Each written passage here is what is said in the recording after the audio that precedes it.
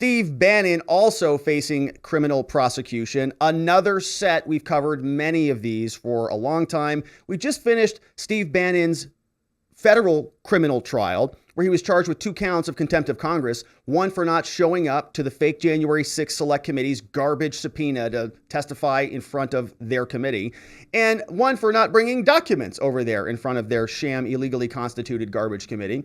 And they charged him with crimes. It was a very short trial. We went through the entirety of it, but it resulted in Steve Bannon being convicted of 2 counts, both contempt charges. But Steve Bannon is also facing new charges now out of the this is out of the state of New York, not the Southern District of New York. And so today we'll take a look at what those charges are. Both are being brought by these 2 individuals. We'll refresh our memories on who these 2 are. Alvin Bragg and Tishy Letitia James, facial spasm TDSer, is also out, charging Steve Bannon with crimes. But before we get into the nuts and bolts, let's make sure we can see sort of what the scene looked like outside the courthouse when Bannon arrived. And he made a brief statement, said a couple things while he was appearing. This is Steve Bannon arriving at the courthouse in New York, facing new criminal charges.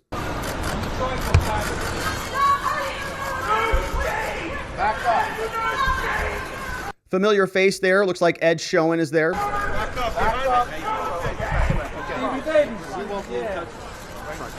That was not Ed Schoen. This is irony. On the very day the mayor of this city has a delegation down on the border, they're persecuting people here. Very, very active media crowd there, obviously around the outside of the Bannon appearance. You can see he makes a statement, and so let's get a different angle to see if we can make out the statement from Steve Bannon. You can see Ed Schoen. There he is. I thought I saw him. There he is, standing right there. The same defense attorney that Bannon had used in his criminal trial for the contempt of Congress charges. Ed Schoen is also there with him today.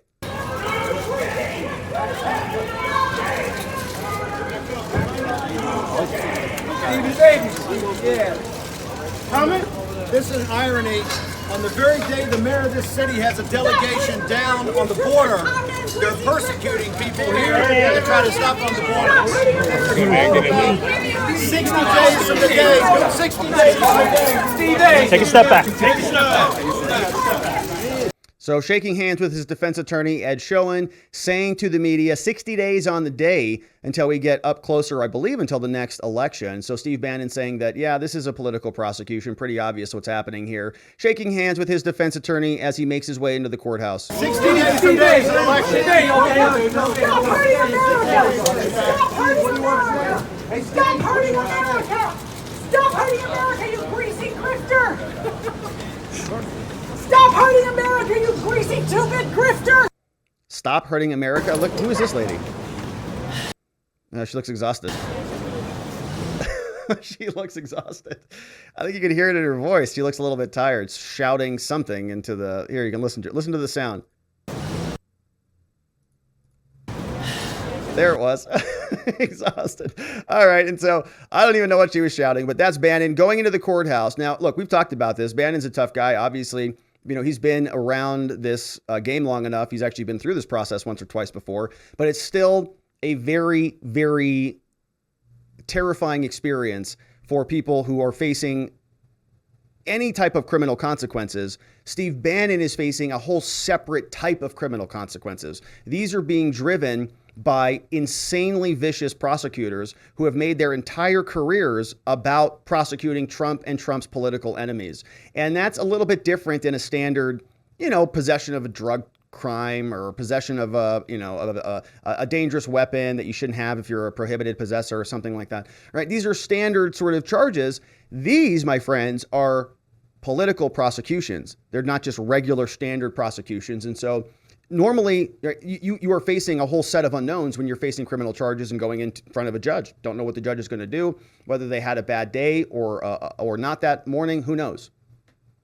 So it's not a comfortable thing to go through, whether you've got experience or not. And when you add in that additional variable of this all being governed by drooling prosecutors and hyper-partisan judges, we start to ask ourselves what the actual risk here is for Steve Bannon. Background on the Bannon charges, Politico is reporting for us. It says longtime Trump ally, firebrand Steve Bannon, is now in New York court. Bannon arrived in handcuffs to a crowded arraignment in court hours after surrendering to Alvin Bragg. A self-surrender, which was a good thing. They didn't raid his home like they did other people. Moments before the controversial former advisor Bannon entered, he said a couple things which we'll take a look at. There was a 6-count indictment, and it looks like this is now available. I did not see this earlier. Let's see if we have this available. It is available. My goodness. So we can take a look at the Steve Bannon indictment. And we can cue this one up. I didn't even know that was out. All right. This appears to be the Steve Bannon indictment. Now, what you see here is an immigration advisement. And this is standard according to U.S. code. This gets read or signed off on in almost, or should be signed off on in basically every criminal case. They're just letting you know that, there are immigration consequences if you plead guilty of a crime. This is the indictment for Steve Bannon. You can see it is in the Supreme Court of the state of New York, which is the lower level court. They call it the Supreme Court, but it's not actually the Supreme Court like we think of it on the federal level. It's sort of the lower level court, like you would think of a district level court. But it's the people of the state of New York versus Steve Bannon.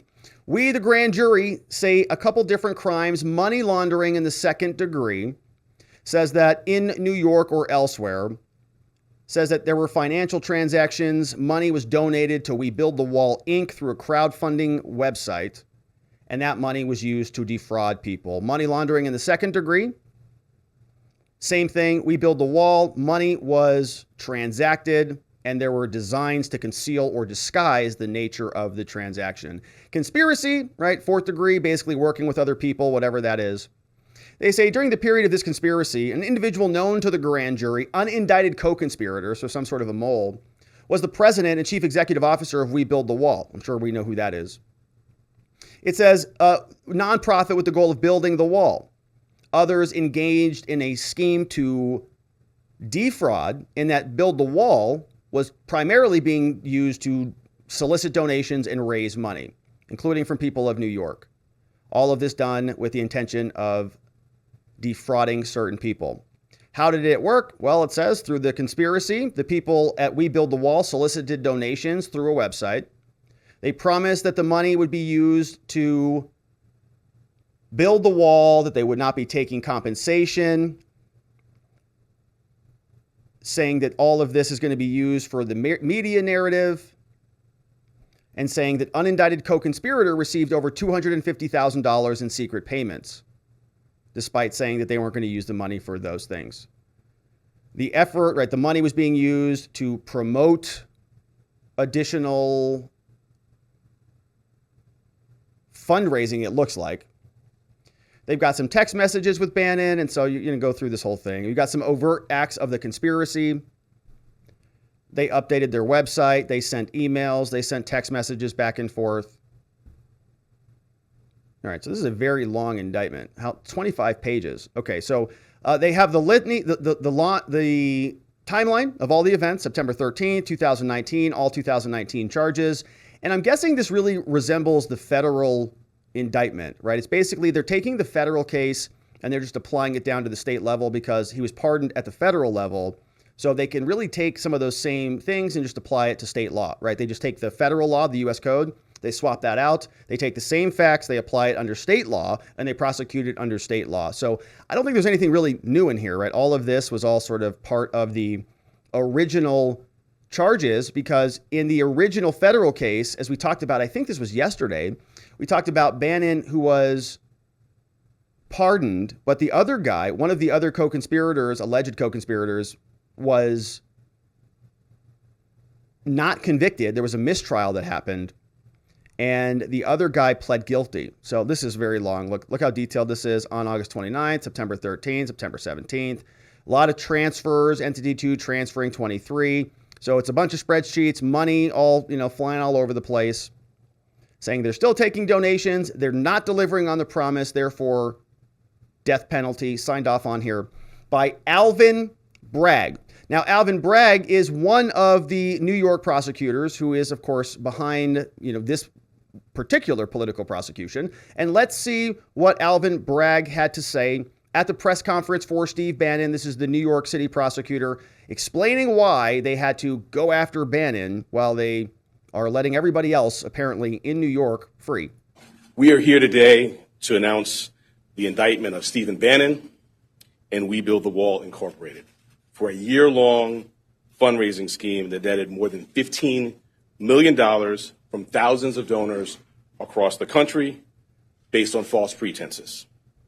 Specifically, the false promise that all of the funds obtained to We Build the Wall will go toward the construction of a wall on the border of the United States and Mexico. And that, and I quote, not a penny, end quote, would go to its president's salary.